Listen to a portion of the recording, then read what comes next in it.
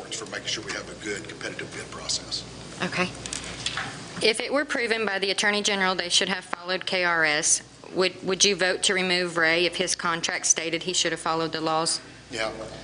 I've served on the boards of several nonprofits and a few of the smaller governmental entities over the years, and a lot of times there may be a disconnect between what management knows as to be the law and what legal advice may be given to management in reference to the law. If there has been a violation of management, of which management knowingly violated the law, then absolutely that calls for dismissal. But if there has been a difference in interpretation of the law and then we later find out retroactively that there's been a violation of the law, I think that deserves some special consideration based on that decision making. Yeah. Okay, I have a couple more questions. If placed on this board, would you be open to researching these issues for the truth for the people? Oh yeah, absolutely. I'm not serving on this board for me. I was asked to serve, and this community has been very good to me. 3 generations of my family have lived here, raised my children here, and I do feel like when the mayor asked me to serve, I felt like it was imperative that I answer the call. I won't lie, I did have some questions, and it took me a minute to answer him because I didn't know if I wanted to get in the middle of, the drama side of it. Absolutely. But from a policy perspective, being knowledgeable in the energy markets through a couple of partnerships that I'm in out in California and Florida, and then the fact that I'm a CPA and I have done quite a bit of work for local governments, I felt like I have some knowledge and expertise in this area and thought I might be able to help if called, and that's why I answered the call. Okay, last question. Of course, there's homes hurting.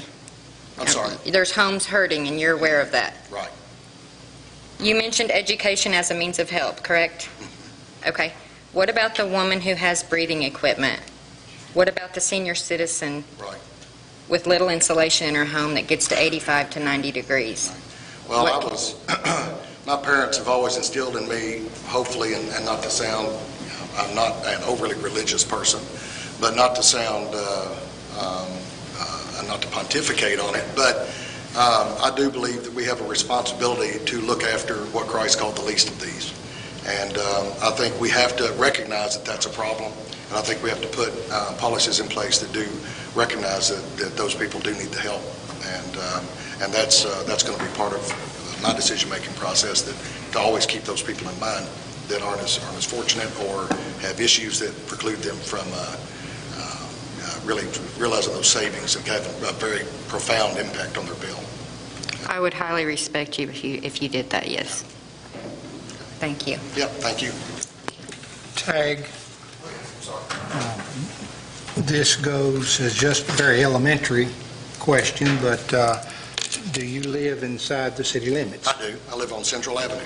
Okay. And are you served by the electric plant board in your electric service? Electric, cable, and internet, all three. Yeah. Might need to divide that up a little bit. Right. Yeah, I know. If I got another option, I'll be happy to. Yeah. Any other questions? Were you one on the SET? Were you one to take part in that? No. Okay. No, I have gas heating. I tried. I have gas heating, though, and I wasn't able to participate. Yeah, I'm always, I'm a little bit of a tightwad, so if I can get some free equipment out of something, I'd be happy to. We have something in common. Any other discussion? Being the case, we have a motion and a second. All in favor signify by saying aye. Aye. All opposed? Motion carries. Thank you.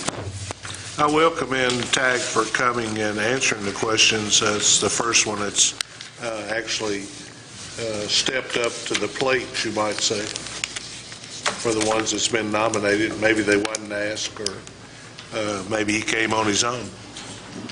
Thank you. It's easy when you have nothing to hide, Chief.